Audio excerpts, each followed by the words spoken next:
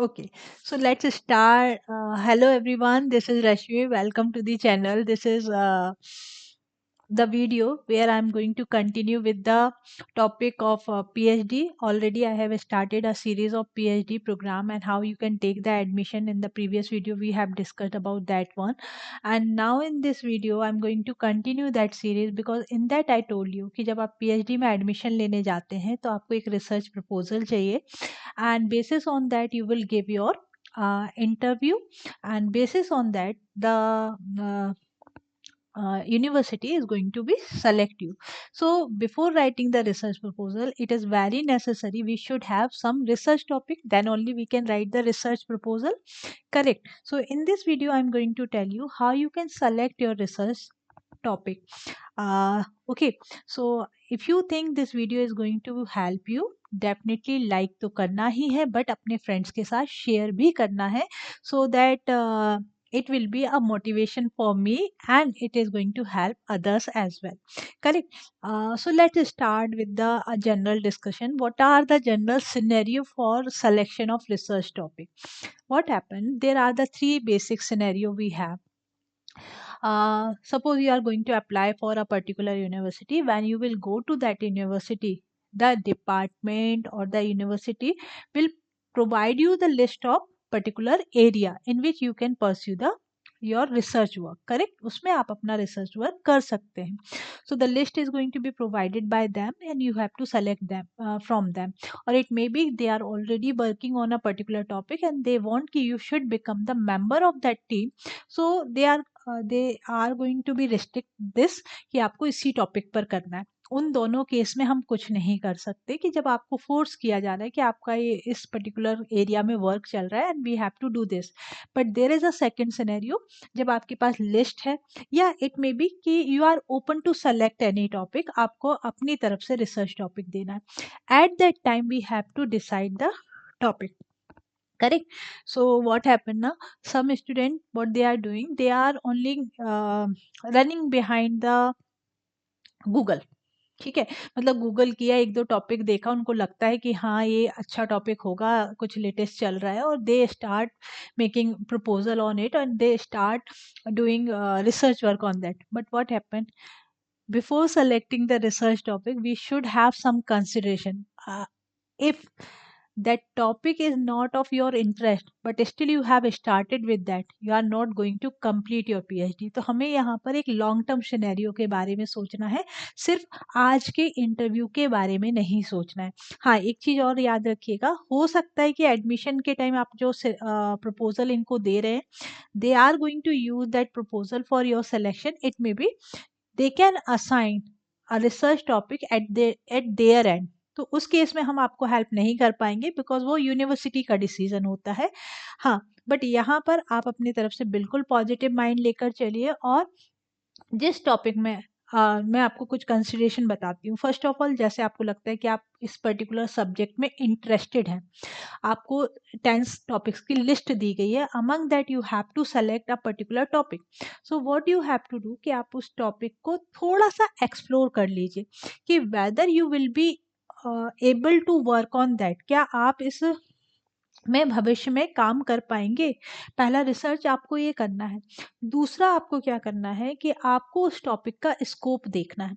ऐसा तो नहीं कि ऑलरेडी उसमें इतना काम हो चुका है कि अब आप जब कुछ काम करेंगे तो आप एक डुप्लीकेसी तैयार करेंगे, नथिंग एल्स. ठीक है. सेकेंड थिंग, आपको ये भी रिसर्च करना है कि उस टॉपिक पर, हो सकता है एकदम लेटेस्ट टॉपिक है ना, और उस पर आपके पास सफिशिएंट कंटेंट ही ना मिले, आपको प्रीवियस रिसर्च पेपर ही ना मिले जिनका रेफरेंस देकर आप आगे बढ़ सके. तो आपके पास सफिशिएंट कंटेंट है कि नहीं, वो भी आपको देखना है. ओके, तो आपने ये सारे मेजरमेंट्स पहले ही कर लेने हैं. सेकेंड थिंग कि जब आप रिसर्च टॉपिक सिलेक्ट करते हैं, you select a narrow topic. एक एक एग्जाम्पल से समझिए कि suppose I have machine learning, I want to select a topic machine learning, but machine learning अपने आप में एक ब्रॉड टॉपिक है. So what I can do, I can go for the application of machine learning. ठीक है, अब application पर आ जाते हैं, तो एप्लीकेशन भी एक ब्रॉड टॉपिक है. So what I can do, I can go the application of machine learning in education. ये थोड़ा सा स्पेसिफिक हो गया। चलिए, अब मुझे लग रहा है कि नहीं, एजुकेशन तो ऑल ओवर वर्ल्ड है, so I can be more specific. मैं ले सकती हूँ application of machine learning in India. अभी इंडिया की यूनिवर्सिटी में काम करना है, अभी लगता है कि नहीं और भी ये डेटा गैदरिंग में डिफिकल्टी होगी, so what I can do, I can go for the machine learning application in higher education. Okay, so अब देखिए ये आप क्या होते जा रहे हैं, स्पेसिफिक होते हैं। तो जब भी रिसर्च टॉपिक सिलेक्ट किया जाता है, it should be a narrow topic, but a topic with the sufficient amount of content, previously उस पर कुछ वर्क हुआ हो, उस पर रिसोर्सेस अवेलेबल हैं। ठीक है, तो yes, in this video I am going to give you the list of 15 latest topic of computer science as well.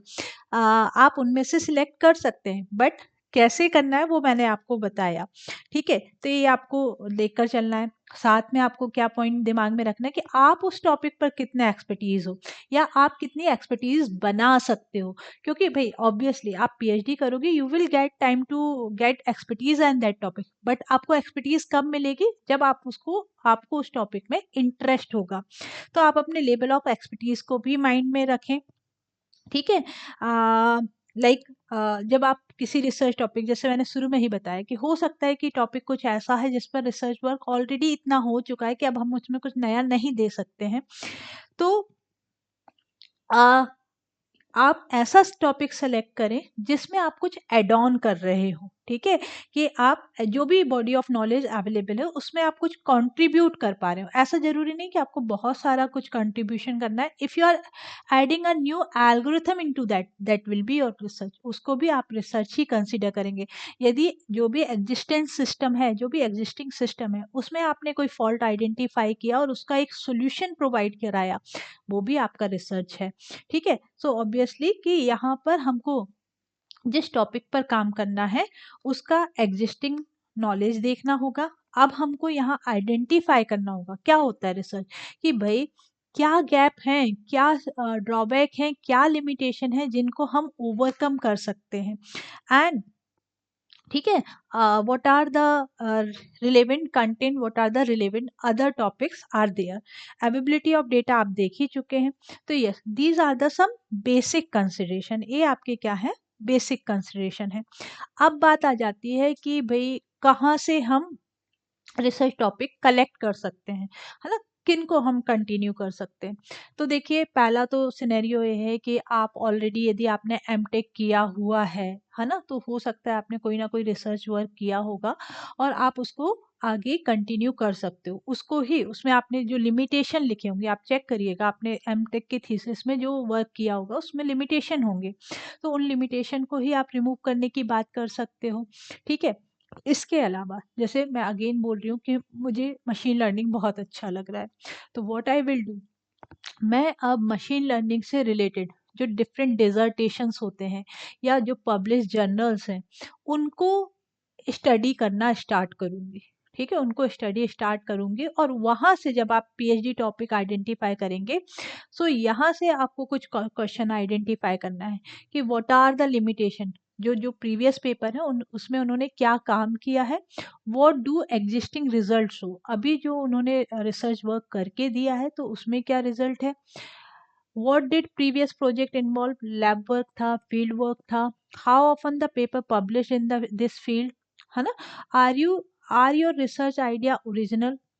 अच्छा, जब आप ये रिसर्च पेपर रीड कर रहे होते हैं ना, तो इसमें एक पोर्शन होता है कंक्लूजन, तो कंक्लूजन को हमको जरूर रीड करना है, क्योंकि जनरली जब एक पेपर पब्लिश होता है या एक डिसर्टेशन वर्क पब्लिश होता है तो उसमें मेंशन होता है कि उन्होंने जो काम किया है उसमें क्या लिमिटेशन है। नाउ वो उस लिमिटेशन को ही हम आगे कंटिन्यू करते हैं to provide the solution, correct. तो यस, इस तरीके से आपने क्या करना है, अपने रिसर्च वर्क के लिए एक टॉपिक को सर्च करना है। हमने प्रीवियस जो पेपर है उनके कंक्लूजन्स को ही आइडेंटिफाई करना है। एंड यदि आप रिसर्च पेपर के थ्रू जा रहे हैं, यदि आप एमटेक की थीसिस सबमिट कर रहे हैं तो आप अपने पॉइंट को आगे बढ़िए। आप नया टॉपिक सेलेक्ट कर रहे हैं तो आप प्रीवियस डिसर्टेशन पेपर सर्च करिए, उनमें आप प्रॉब्लम को आइडेंटिफाई करिए और उस प्रॉब्लम का सोल्यूशन बताइए। That will be your research topic, है ना। इसके अलावा बोला जाता है कि जो रिसेंट लिटरेचर रिव्यू है, लिटरेचर रिव्यू एक ऐसा टॉपिक होता है जिसमें जो रिसेंट वर्क होता है उसका समरी आपको मिल जाता है। तो आपको हर एक पेपर को रीड करने की ज़रूरत नहीं है, आप लेटेस्ट लिटरेचर पेपर का रिव्यू कर सकते हैं, उससे आप एक समरी जनरेट करेंगे and that will give you a research topic, है ना। Then don't go for directly for interview. Now you have decided a topic, discuss with the supervisor, you can discuss with me, and you can discuss with your previous supervisor, upcoming supervisor. It may be they will give you some additional idea to demonstrate your topic, correct? So yes, these are the some way in which you can decide your research topic. I hope this video is helpful. Now in the upcoming video we will have discussion on how to write research proposal.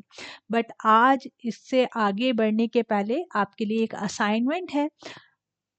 You have to think about your research topic, start thinking, because यदि आपको career में आगे बढ़ना है, teaching में आगे बढ़ना है, you should have a research topic, a research proposal in your hand, because हमें पीएचडी करना है। तो I think this video is helpful. Still यदि आपको कुछ क्वेश्चंस लग रहे हैं, आप कमेंट बॉक्स में लिखिए, I will provide the answer for that. Thank you.